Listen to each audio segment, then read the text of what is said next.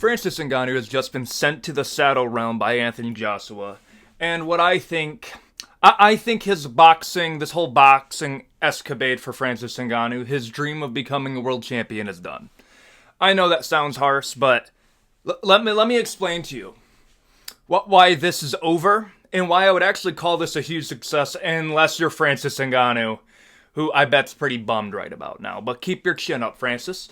You have made at least $25 million. $20 million for this fight guaranteed, and it was $5 million for the Tyson Fury fight. That's how much money you have said you have made. I think that is a pretty good ballpark number.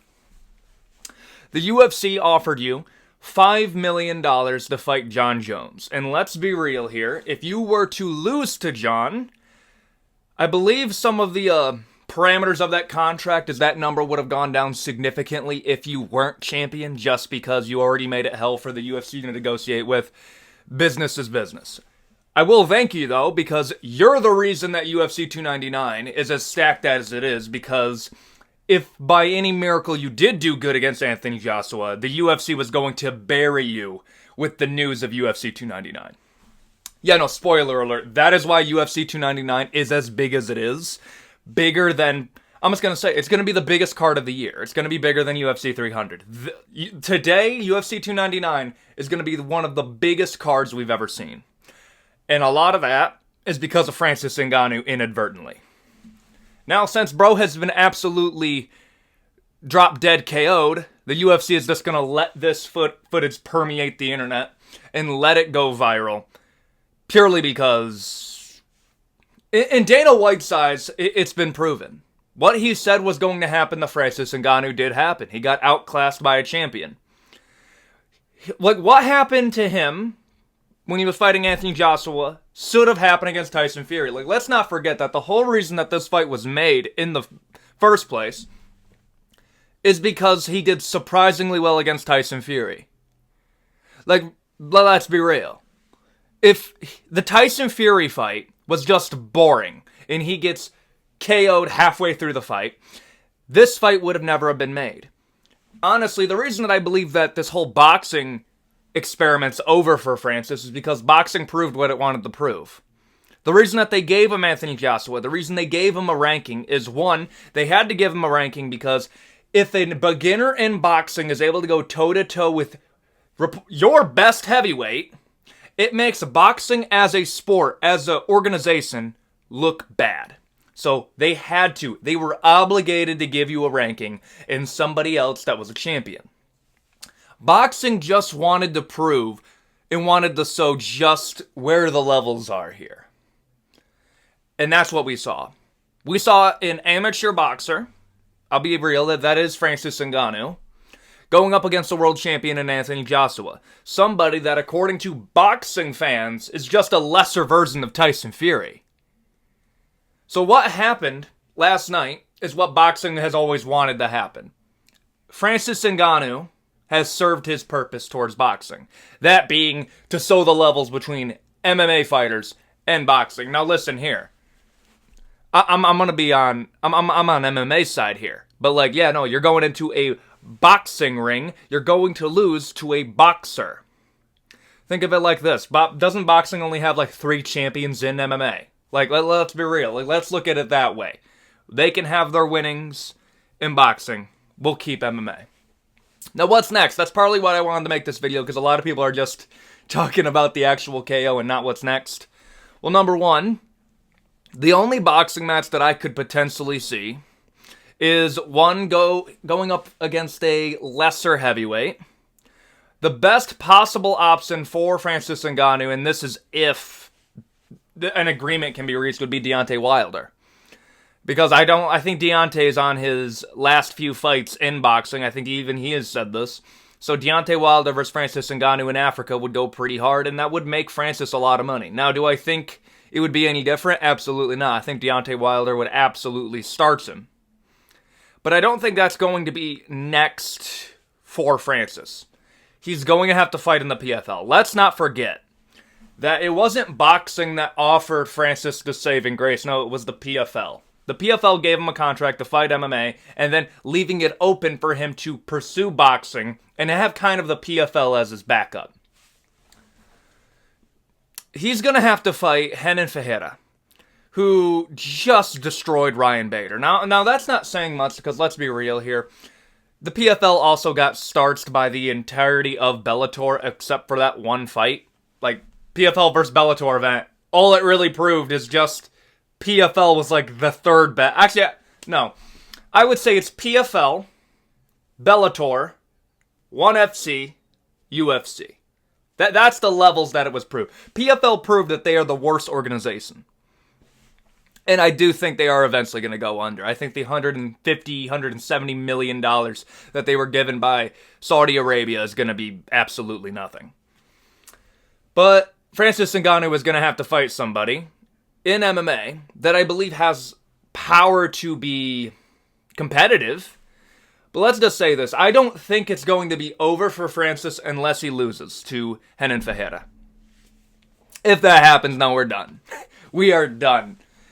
I would say that him leaving the UFC is overall a success purely because $25 million compared to, let's be gracious here, let's say $10 million that he could have made in the UFC. That's if he would have beaten Jon Jones, because Jon Jones was going to be next. Tom Aspinall, maybe.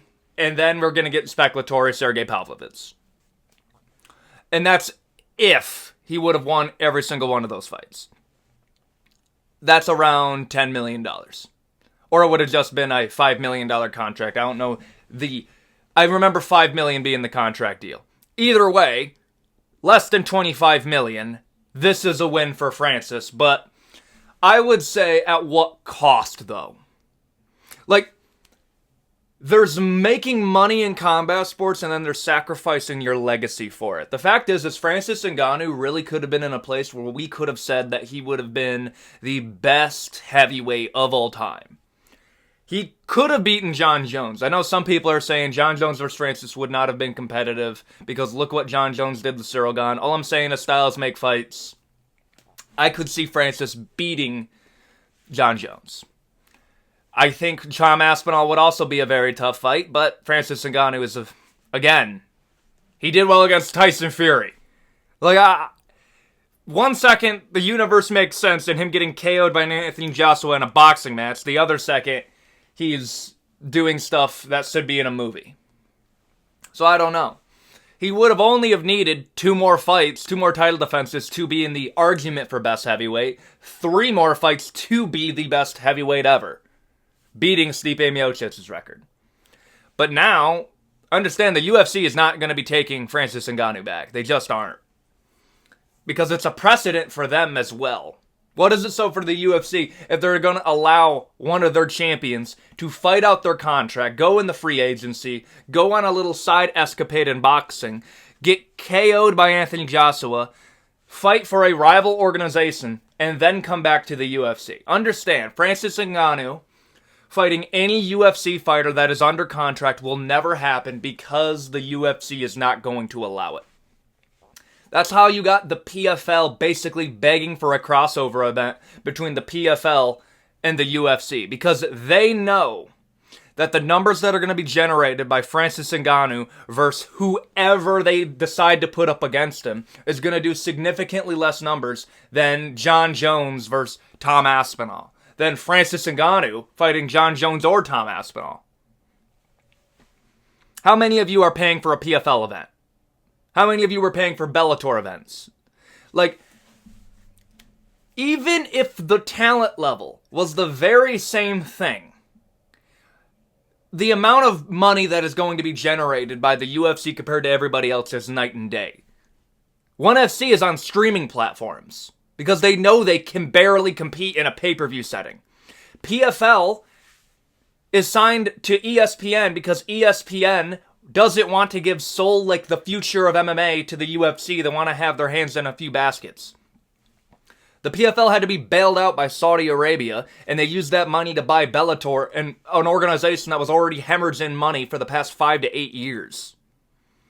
The PFL's not going to last much longer. What I think's going to happen is the UFC is going to eventually, within the next 5 to 10 years, just buy out every other organization, aside from a few, and it's going to be an NFL compared to every other football organization, where if you're like me, you just know there's the NFL and you don't realize anything else exists. In the future, it's going to be the UFC globally, and maybe there's going to be like a little smidgen of what the PFL was.